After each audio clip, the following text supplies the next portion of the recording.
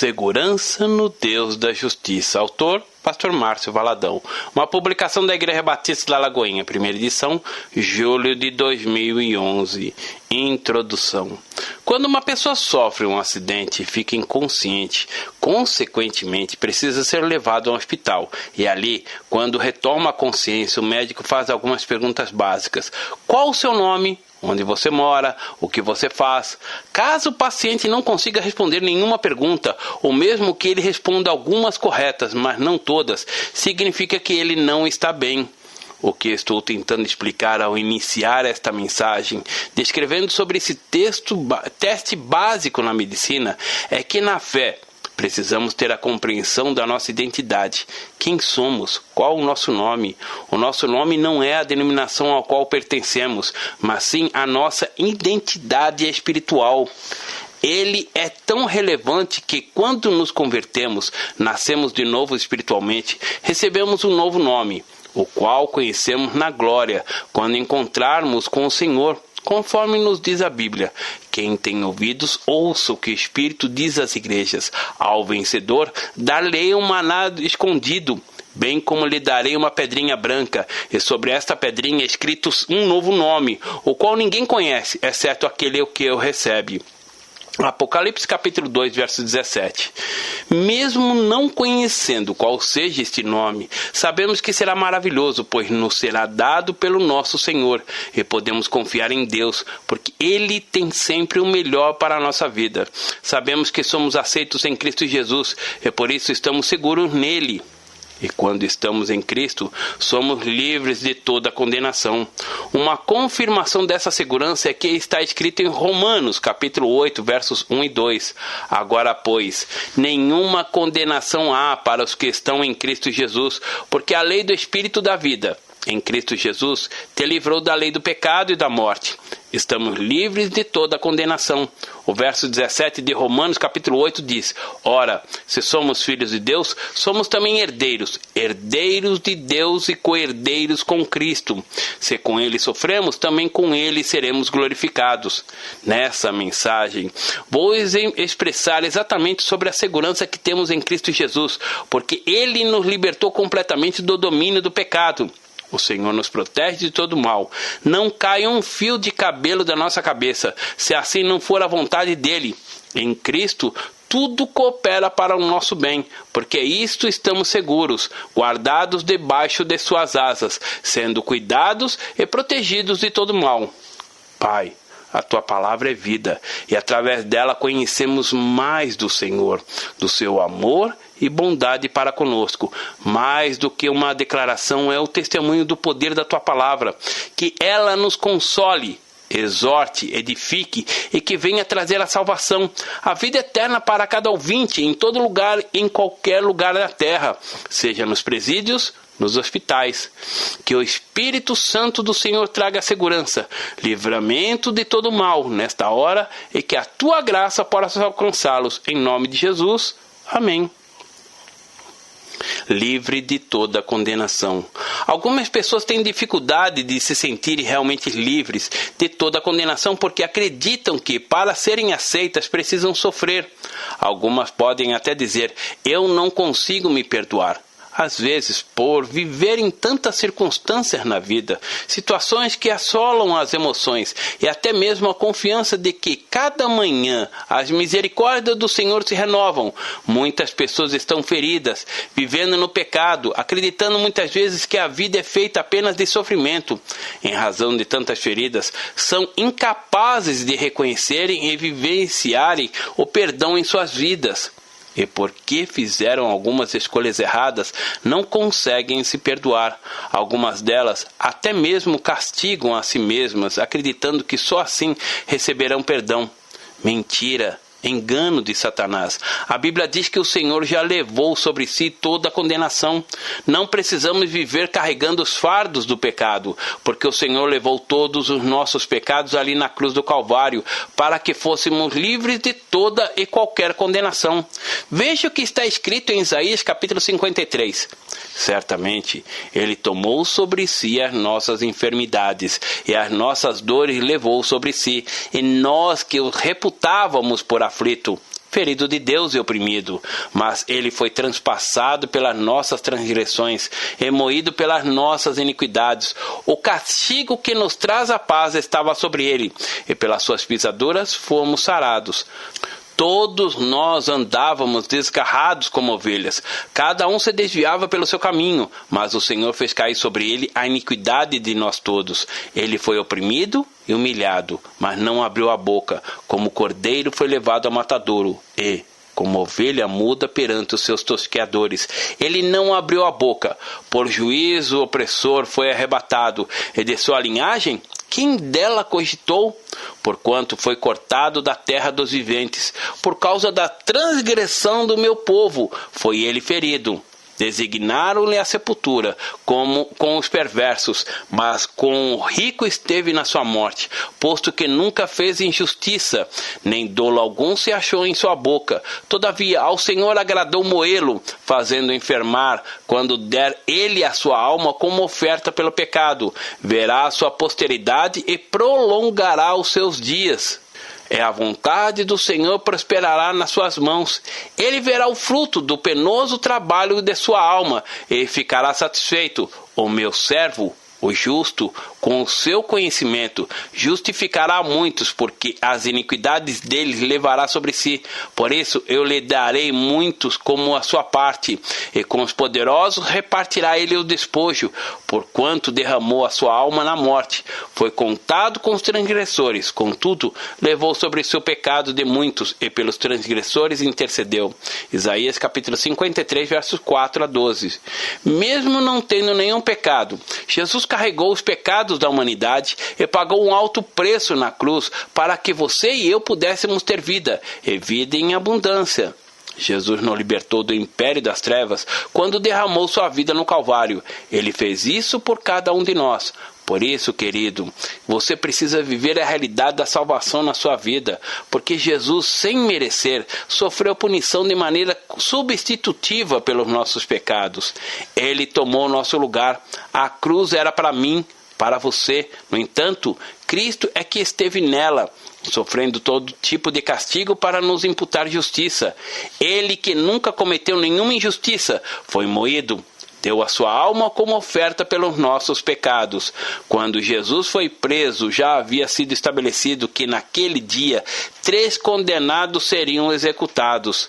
As Escrituras não mencionam o nome dos outros 2, mas um deles era Barrabás. Ele foi condenado por homicídio. Já tinha dado o veredicto. Era apenas questão de horas para que ele fosse morto. Aquele homem estava no corredor da morte. Ele esperava apenas a condenação. Barrabás não sabia o que estava acontecendo do lado de fora do presídio, mas creio que ele sabia que seria morto. No entanto, do lado de fora da prisão acontecia algo que mudaria sua sorte. Jesus já havia sido torturado, e apesar de não haver nele nenhum motivo de condenação, haviam esbofeteado e cuspido nele. Ele tomaria o lugar de Barrabás, lugar de condenação, lugar de morte. Pilatos sabia que Jesus não cometera nenhum crime, por isso ele teve compaixão pela vida de Jesus. Ele tinha conhecimento que se tratava de uma trama dos sacerdotes que queriam destruí-lo por inveja. Na Páscoa, o governador tinha a liberdade de soltar um preso. Neste caso, no intuito de tentar poupar a vida de Jesus, Pilatos pede ao povo que escolham quem eles gostariam que fosse liberto. Ele, de alguma maneira, acreditava que o povo escolheria Jesus, mas, ao contrário disso, o povo gritou o nome de Barrabás. Eles escolheram soltar Barrabás, um facínora, um homem mais temido na época, em vez de Jesus. Aquele que não cometera nenhum crime, pelo contrário, fizera muitos milagres, e assim Jesus é levado para ser crucificado, e Barrabás é liberto. Pilatos pergunta ao povo: a quem quereis que eu vos solte? A Jesus, chamado Cristo, ou Barrabás? E a multidão gritava: solta-nos Barrabás! Em Mateus capítulo 27, versos 11 ao 26, descreve sobre esse acontecimento. Jesus em pé, ante ao governador, este o interrogou dizendo: és tu o rei dos judeus? Respondeu-lhe Jesus: tu o dizes. E sendo acusado pelos principais sacerdotes e pelos anciões, nada respondeu. Então lhe perguntou Pilatos: não ouves quantas acusações te fazem? Jesus não respondeu nenhuma palavra, vindo com isso admirar-se grandemente o governador. Ora, por ocasião da festa, costumava o governador soltar ao povo um dos presos, conforme eles quisessem. Naquela ocasião, tinham eles um preso muito conhecido chamado Barrabás. Estando, pois, o povo reunido, perguntou-lhe Pilatos: a quem quereis que eu vos solte, a Barrabás ou a Jesus chamado Cristo? Porque sabia que por inveja o tinham entregado. Estando ele no tribunal, sua mulher mandou dizer-lhe: não te envolvas com esse justo, porque hoje em sonho muito sofri por seu respeito. Mas os principais sacerdotes e anciãos persuadiram o povo a que pedisse Barrabás e fizesse morrer Jesus. De novo, perguntou-lhes o governador: qual dos dois quereis que eu vos solte? Responderam eles: Barrabás. Replicou-lhes Pilato: que farei então de Jesus chamado Cristo? Seja crucificado, responderam todos. Que mal ele fez? Perguntou Pilatos. Porém cada um clamava mais: seja crucificado. Vendo Pilatos que não conseguia, antes pelo contrário, aumentava o tumulto, mandava vir água.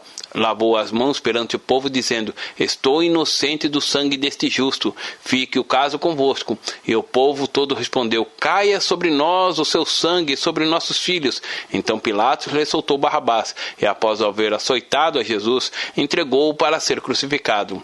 Jesus nada fez para merecer tamanha condenação, mas o povo gritava para que ele fosse crucificado. Barrabás ficou livre, não porque se tornou alguém melhor, não. Ele não sofreu a condenação porque Jesus foi condenado em seu lugar. Barrabás era quem deveria estar ali na cruz, sendo crucificado, mas Jesus tomou o lugar dele. E quando nós dizemos: eu estou livre de toda condenação, não é porque nos tornamos melhores ou fomos aperfeiçoados. Não é isso. Não é pelo nosso esforço, mas por causa de Jesus que tomou o nosso lugar de condenação. Nós nascemos de novo, recebemos o perdão, a carta de alforria e agora somos livres de toda a condenação. Estamos seguros em Cristo Jesus. Temos uma identidade. Por isso, quando alguém lhe perguntar quem é você, qual sua identidade, você pode responder: eu sou livre, livre de toda a condenação. Viva essa realidade. Você está seguro em Deus. Jesus escolheu nos perdoar, nos amar. Somos amados não porque merecemos ser amados, mas porque o Senhor escolheu nos amar, independente dos nossos erros. E nós amamos porque Ele nos amou primeiro. Precisamos estar seguros de que todas as coisas cooperam para o bem.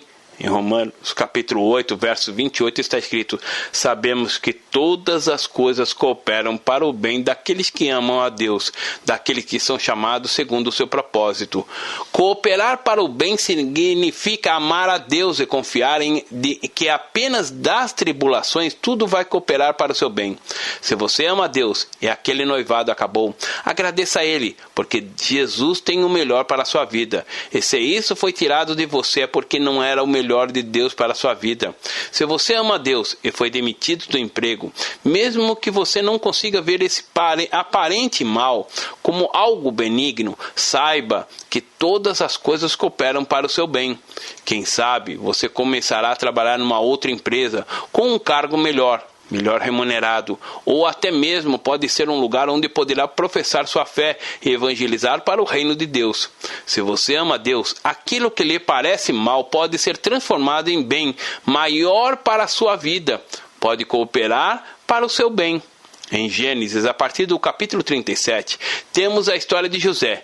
Ele tinha apenas 17 anos quando foi vendido como escravo pelos irmãos e levado para o Egito. José foi trabalhar na casa de Potifar, que era oficial do faraó. Gênesis 39. Logrou José mercê perante ele, a quem servia. Ele o pôs por mordomo de sua casa. Ele passou às mãos tudo o que tinha. O Senhor era com José, e por causa disso ele tornou um homem próspero. Tudo o que ele fazia, onde colocava as mãos, o Senhor prosperava. Tudo estava bem, até que a mulher de Potifar pôs os olhos em José e pediu que ele se deitasse com ela. Ele, por sua vez, recusou. Por isso ela o acusou de ter abusado dela. Vejamos o texto. Aconteceu, depois dessas coisas, que a mulher do seu senhor pôs os olhos em José e ele disse: deita-te comigo. Ele, porém, recusou e disse à mulher do seu senhor: tem-me por mordomo o meu senhor, e não sabe do que há em casa, pois tudo o que tem me passou ele às minhas mãos. Ele não é maior do que eu nesta casa, e nenhuma coisa me vedou, senão a ti, porque és sua mulher. Como, pois, cometerias eu tamanha maldade e pecaria contra Deus?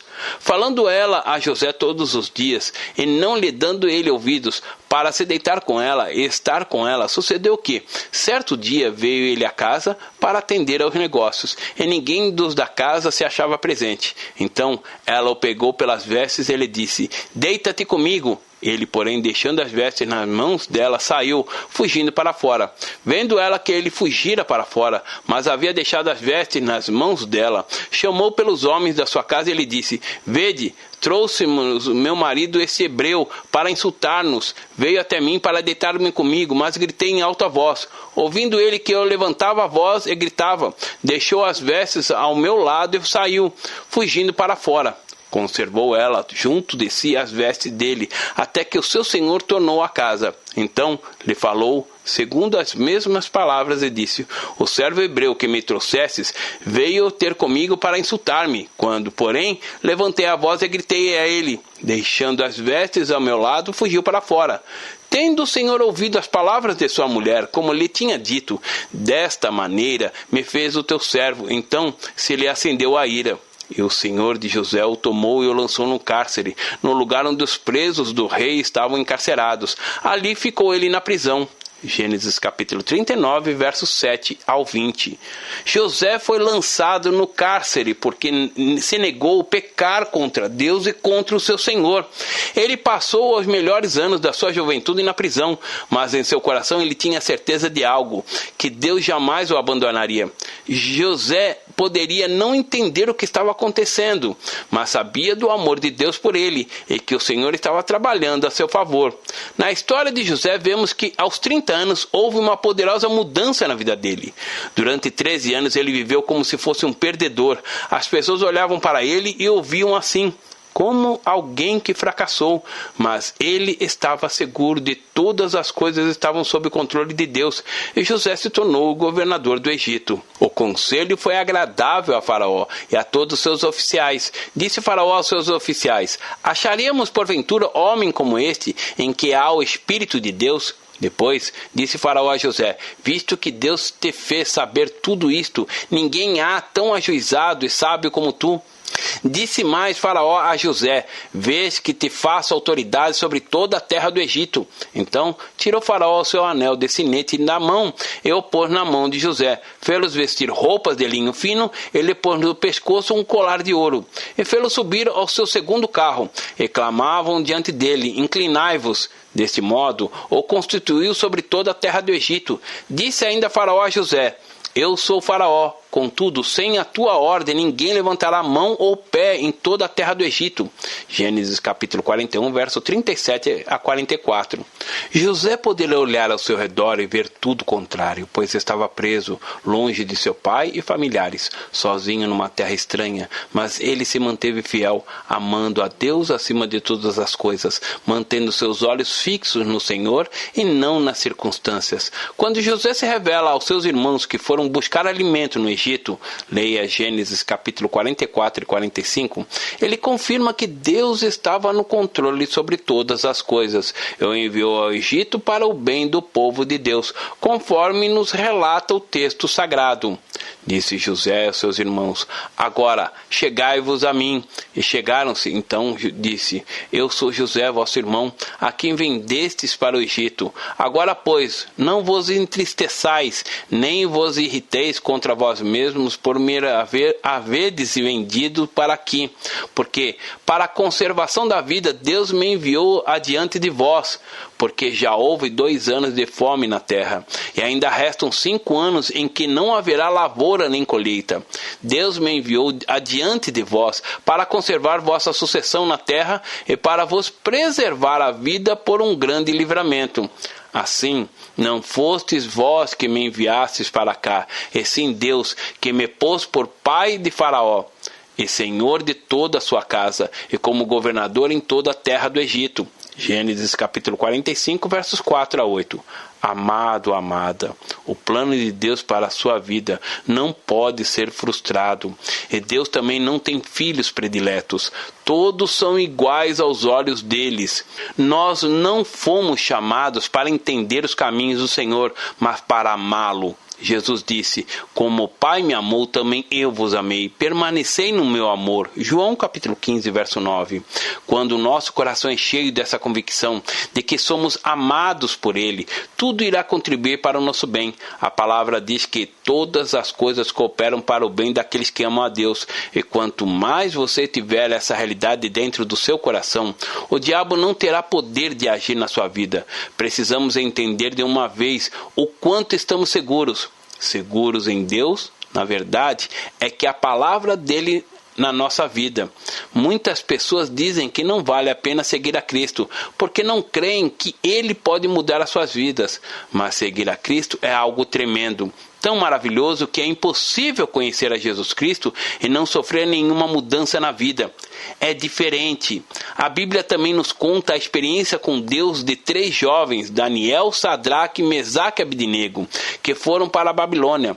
Daniel, ainda muito jovem, foi arrancado da sua família e levado como escravo, mas havia um propósito de Deus para a vida dele. Segundo a Bíblia expandida, Daniel passou ao restante da sua longa vida na Babilônia como oficial do governo e profeta de Deus verdadeiro, e durante toda a sua vida jamais abriu mão do seu compromisso e fidelidade para com Deus.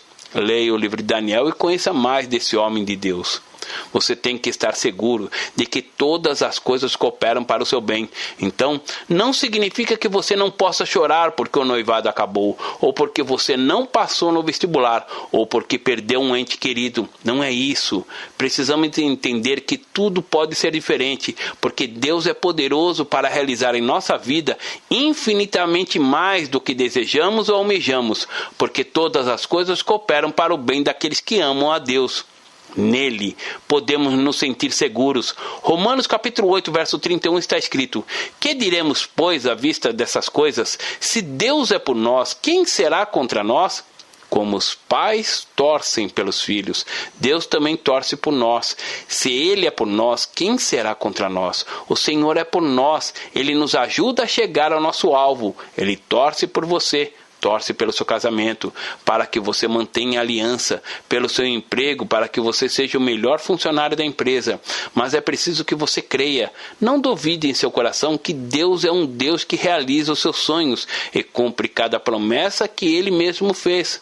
Lembro-me quando a Ana Paula, minha primogênita, foi fazer vestibular. Ela não havia feito nenhum cursinho preparatório. Na prova, ela fechou todas as questões e ela dizia para mim: pai, eu vou ser a primeira mulher no Supremo Tribunal. Mas no meio do caminho ela me disse: pai, outra vai ser, porque eu vou cumprir o meu ministério.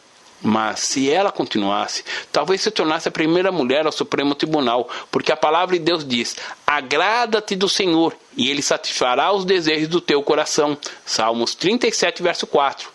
Quando temos sonhos e queremos honrar ao Senhor, Ele é por nós. Em 2 Coríntios capítulo 1, versos 21 e 22 está escrito: mas aquele que nos confirma convosco em Cristo e nos ungiu é Deus, que também nos selou e nos deu o penhor do Espírito em nossos corações. Foi Deus que nos ungiu para sermos instrumentos em suas mãos. Deus sabe quem somos. Foi Deus quem ungiu você. E quando alguém perguntar quem é você, responda: eu sou ungido de Deus. Além disso, você também recebeu um selo. O que é selar?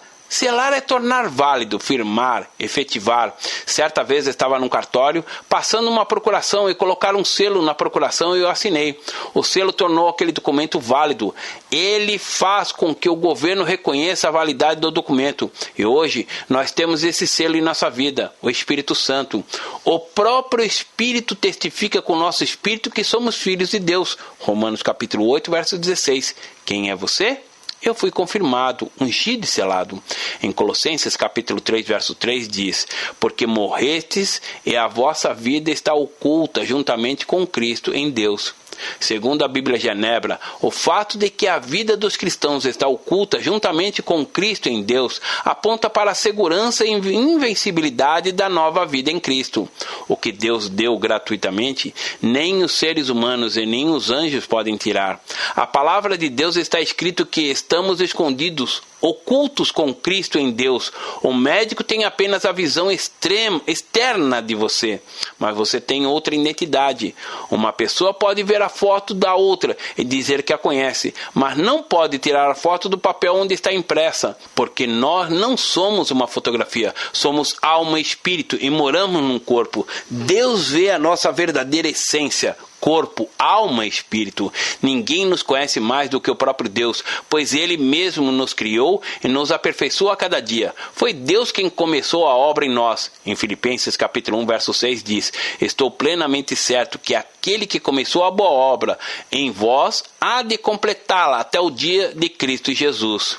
Jesus começou a boa obra em nós e Ele mesmo há de completá-la. Estamos em construção. A obra na nossa vida ainda não terminou. A cada dia somos aperfeiçoados e hoje estamos melhor do que ontem, mas amanhã estaremos melhor do que hoje. E todos nós, com o rosto desvendado, contemplando como por espelho a glória do Senhor, somos transformados de glória em glória na sua própria imagem, como pelo Senhor, o Espírito. 2 Coríntios capítulo 3, verso 18. É por isso que a nossa fé não é uma religião. Dia após dia somos transformados à imagem do Senhor, o Espírito. Querido, o melhor de Deus ainda está por vir. A aventura de ser cristão.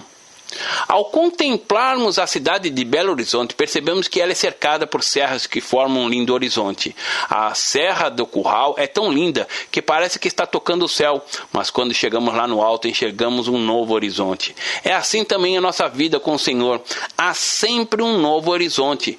A busca por conhecer mais e mais de Deus é inesgotável. Por mais que busquemos conhecê-lo, sempre haverá novas descobertas, pois existe uma fonte que jamais irá se esgotar. E ser cristão é isso, se aventurar nesse conhecer de Deus, todo dia, algo novo, cada vez melhor. Porém, para aqueles que não têm Jesus, tudo é igual, uma constante monotonia. Nós, no entanto, estamos vivendo o avivamento, acontecimentos, moveres espirituais em que há transformação de vidas. Trata-se de grandes períodos de fervor espiritual. Cristãos, quando muitos, na maioria milhares, são atraídos às igrejas e sinais como batismo no Espírito Santo e curas em massa acontecem. Todo dia há uma expectativa nova, porque Deus nos surpreende a todo instante. Ser cristão é viver essa aventura com Deus, é escolher estar com Ele nas reuniões de culto e oração, ao invés de ficar em casa vendo novela. Amado, amada, Jesus é o nosso alvo, o nosso porto seguro. Devemos buscá-lo sempre, estar em comunhão com Ele, conhecer mais de Deus todos os dias da nossa vida. Em Filipenses capítulo 3, verso 20 está escrito: pois a nossa pátria está nos céus, de onde também aguardamos o Salvador, o Senhor Jesus Cristo. Temos a nossa cidade, o nosso país, mas a nossa verdadeira pátria está nos céus. Aqui na terra somos peregrinos, sem endereço fixo. Atualmente estou como pastor da Igreja Batista da Lagoinha, mas sou peregrino no Senhor. Para onde Ele me enviar, eu irei. Ele é o nosso guia e precisamos caminhar na vontade dele para nossas vidas. Temos muitos motivos para glorificarmos a Deus em toda e qualquer circunstância. Não devemos temer as armadilhas do diabo, porque o Senhor já venceu por nós.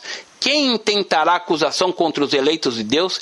É Deus quem os justifica. Romanos capítulo 8, verso 33. Jesus, que se apresentou em nosso lugar no tribunal de Deus, nos livrou de toda maldição. Ele lança por terra todos os nossos inimigos e nos levará para si mesmo, na alegria e glória celestiais. Jesus ressuscitou e por isso temos a garantia de nossa ressurreição e glória. Aleluia! Estamos seguros no Deus da justiça. Em 2 2 Timóteo, capítulo 1, verso 7, está escrito: porque Deus não nos tem dado espírito de covardia, mas de poder, amor e moderação. Deus não nos deu aos seus filhos espírito de covardia, mas de poder, amor e moderação. O cristão deve temer no sentido de respeito e reverência, mas nunca de covardia. Você sabe o que significa covardia? Segundo o dicionário, covardia significa comportamento que demonstra medo, falta de bravura. Covardia é deixar de orar por alguém por medo, por falta de fé. Deus nos deu espírito de ousadia e não de covardia. Estamos orando pelos 10% de Belo Horizonte e muitos dizem que é impossível. O espírito de covardia diz que é impossível, mas a ousadia que Deus nos deu faz com que avancemos em oração e continuemos, porque cremos que seremos vitoriosos em Jesus. Covarde é aquele que não luta, não entra no ringue. Nas Escrituras temos também a história de Davi, do momento quando ele se prepara para enfrentar Golias, o gigante filisteu. Ele estava confiante no Senhor dos Exércitos, mas os outros soldados demonstravam covardia, medo, temiam por Davi, porque olhavam para o natural. Aos olhos daqueles homens, Davi não tinha a mínima chance de vencer, mas porque Davi se dispôs a enfrentar aquele gigante? Será que ele era mais esperto, melhor? Ou a espada dele era mais poderosa? Não é nada disso. Davi tinha um espírito de ousadia que vinha do próprio Deus. 1 Samuel capítulo 17. Deus age de modo dele. Ele pode levantar quem ele quiser para estar no centro da sua vontade dele. E a vitória de Davi foi a vitória do Senhor. Leiamos o texto no qual Davi vence o gigante Golias. O filisteu também vinha chegando a Davi, e o seu escudeiro ia diante dele. Olhando o filisteu e vendo a Davi, o desprezou, porque era moço ruivo e de boa aparência. Disse o filisteu a Davi: sou eu algum cão para vires a mim com paus? E pelos seus deuses amaldiçoou o filisteu a Davi. Disse mais o filisteu a Davi: vem a mim, e darei a tua carne às aves do céu e às bestas feras do campo. Davi, porém, disse ao filisteu: tu vens contra mim com espada e com lança, e com escudo. Eu, porém, vou contra ti em nome do Senhor dos Exércitos, o Deus dos exércitos de Israel, a quem tem afrontado. Hoje mesmo o Senhor te entregará nas minhas mãos, ferir-te-ei, tirar-te-ei a cabeça, e os cadáveres do arraial dos filisteus darei. Hoje mesmo as aves do céu e as bestas feras da terra, e toda a terra saberá que há Deus em Israel. Saberá toda esta multidão que o Senhor salva, não com espada, nem com lança, porque o Senhor é a guerra, e ele vos entregará nas nossas mãos. Sucedeu o quê? Dispondo-se o filisteu a encontrar-se com Davi, este se apressou, e deixando as suas fileiras, correu ao encontro ao filisteu. Davi meteu a mão no alforje e tomou dali uma pedra, e com a funda lhe atirou, e feriu o filisteu na testa. A pedra encravou-lhe na testa, e ele caiu com o rosto em terra. Assim prevaleceu Davi contra o filisteu, com uma funda e com uma pedra, e o feriu e o matou. Porém não havia espada na mão de Davi. 1 Samuel capítulo 17, versos 41 a 50. Desde 30 de julho de 1962, estou no pastorado da Lagoinha. Deus me chamou quando eu era ainda muito jovem, ainda solteiro. Olhando para o natural, eu não tinha nenhuma qualificação para estar à frente, mas Deus me deu algo. Ele capacitou a mim para ocupar esse lugar, e da mesma maneira Ele capacita você para fazer aquilo que é da vontade dEle. Não tenha medo de andar segundo a vontade de Deus para a sua vida, porque tudo que Deus faz é maravilhoso e é para o nosso bem. Viver a fé cristã segundo a vontade de Deus é uma aventura tão maravilhosa. A cada dia você pode contemplar salvação, libertação, cura, restauração na vida de tantas pessoas. E se você estiver enfrentando um tempo de dificuldade, busque mais e mais de Deus, porque nele você vai encontrar a paz, a segurança que Jesus conquistou por nós. O texto de Hebreus, capítulo 4, verso 16, nos ensina que podemos achar graça e misericórdia em tempo de necessidade. Nos momentos em que você enfrentar qualquer necessidade, achegue-se mais a Deus, conforme nos diz a palavra. Acheguemo-nos, portanto, confiadamente junto ao trono da graça, a fim de recebermos misericórdia e acharmos graça para socorro em ocasião oportuna. Veja agora 1 João capítulo 5, versos 10 e 11. Aquele que crê no Filho de Deus tem em si o testemunho. Aquele que não dá crédito a Deus o faz mentiroso, porque não crê no testemunho que Deus dá acerca do seu Filho. E o testemunho é este, que Deus nos deu a vida eterna, e esta vida está no seu Filho. Versos 18 e 19. Sabemos que todo aquele que é nascido de Deus não vive em pecado. Antes, aquele que nasceu de Deus o guarda, e o maligno não lhe toca. Sabemos que somos de Deus, e que o mundo jaz no maligno. Considerações finais. O que é nascer de novo? É a purificação do pecado que Deus dá a todos os que creem no seu Filho, através do Espírito Santo. É absolutamente necessário para uma pessoa nascer de novo, a fim de entrar no reino de Deus. Em verdade te digo que, se alguém não nascer de novo, não pode ver o reino de Deus. João capítulo 3, verso 3. Nós podemos dizer que nascemos de Deus e por isso temos essa promessa gloriosa. Agora, pois, já nenhuma condenação há para os que estão em Cristo Jesus. Romanos capítulo 8, verso 1. Quando Jesus derramou sua vida na cruz do Calvário, Ele deu a sua vida por mim e por você, para que tivéssemos vida, e por causa do sacrifício de Jesus, somos nova criatura em Cristo. Aquele que é nascido de Deus não vive em pecado. O pecado precisa ser um acidente na nossa vida, e acidente é aquilo que não prevemos, acontece por acaso. Querido, querida, você pode ficar um dia inteiro sem pecar, porque o pecado não tem que ser constante na sua vida. Saiba que você não é obrigado a pecar. Quando nós pecamos, erramos o alvo. E para você pecar, precisa quebrar a proteção de Deus que está à sua volta. A palavra diz, sabemos que todo aquele que é nascido de Deus não vive em pecado. Antes, aquele que nasceu de Deus o guarda, e o maligno não lhe toca. Sabemos que somos de Deus e que o mundo jaz no maligno. 1 João capítulo 5, versos 18 e 19. Quando há arrependimento e aceitamos Jesus como Senhor e Salvador da nossa vida, nascemos de novo. Proclame essa verdade de que você nasceu de novo. Abra seus olhos para se ver como Deus o vê. Não o espelho que é a palavra de Deus. Enxergue-se assim. Você pertence ao Senhor. A palavra diz que não há condenação para aqueles que estão em Cristo Jesus. Em Jesus, você está seguro, porque Ele pagou o preço por mim e por você. E o inimigo não pode mais nos condenar, pois Jesus levantou sobre si toda a condenação.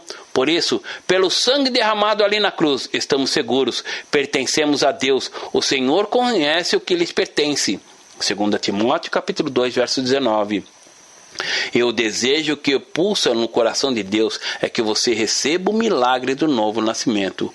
Quem sabe você é alguém que começou a caminhar com Jesus, mas no meio do caminho se desviou e agora, ouvindo esta mensagem, sentiu saudades. Saiba que Deus também sente saudade de você. E nesse momento você pode experimentar o nascer de novo. Você pode estar seguro em Deus.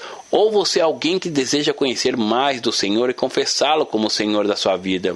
Faça essa oração de todo o seu coração e receba como Senhor e Salvador. Senhor Deus, eu aprendi que posso ter um novo nascimento. Eu posso recomeçar. Eu reconheço que preciso de Ti porque sou um pecador. Eu preciso tomar posse de tudo que o Senhor conquistou na cruz por mim. Nesta hora, eu abro o meu coração e te convido a Jesus. Entra agora na minha vida. Eu te recebo como meu Senhor e Salvador. Senhor Jesus, eu que andei contigo, mas me afastei. Agora quero voltar. Eu deixo agora a covardia e declaro que eu corro para o Senhor, na certeza que serei aceito. Em nome de Jesus. Amém. Ó Deus e Pai, muito obrigado pelo Teu amor. Este coração está diante de Ti e confessa que o recebe como seu Senhor e Salvador. Então, que dele seja desligado todo o poder das trevas e ligado com a Tua vida, para que, a partir de hoje, possa viver como filho e filha do Senhor. Amém?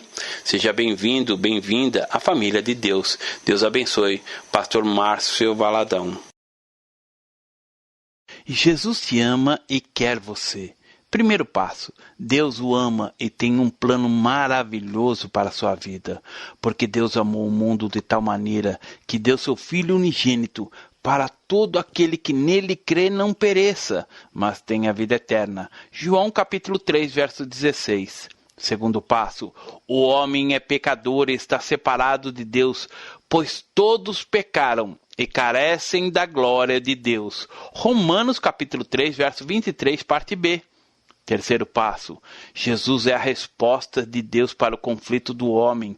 Respondeu-lhe Jesus, eu sou o caminho, e a verdade e a vida. Ninguém vem ao Pai senão por mim. João capítulo 14, verso 6.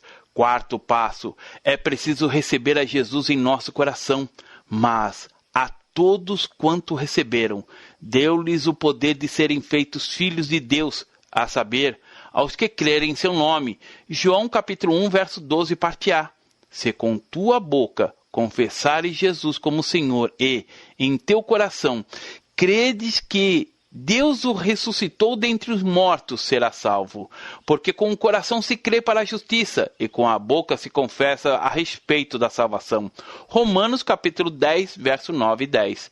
Quinto passo. Você gostaria de receber a Cristo em seu coração? Faça essa oração de decisão em voz alta. Senhor Jesus, eu preciso de Ti.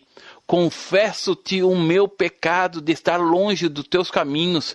Abra a porta do meu coração e te recebo como meu único Salvador e Senhor. Te agradeço porque me aceita assim como eu sou e perdoa o meu pecado. Eu desejo estar sempre dentro dos teus planos para a minha vida. Amém? Sexto passo, procure uma igreja evangélica próxima à sua casa. Nós estamos reunidos na Igreja Batista da Lagoinha, Rua Manuel Macedo, 360, bairro São Cristóvão, Belo Horizonte, Minas Gerais. Nossa igreja está pronta para lhe acompanhar nesse momento tão importante da sua vida. Nossos principais cultos são realizados aos domingos. Ficaremos felizes com sua visita. Uma publicação da Igreja Batista da Lagoinha, Gerência de Comunicação, www.lagoinha.com.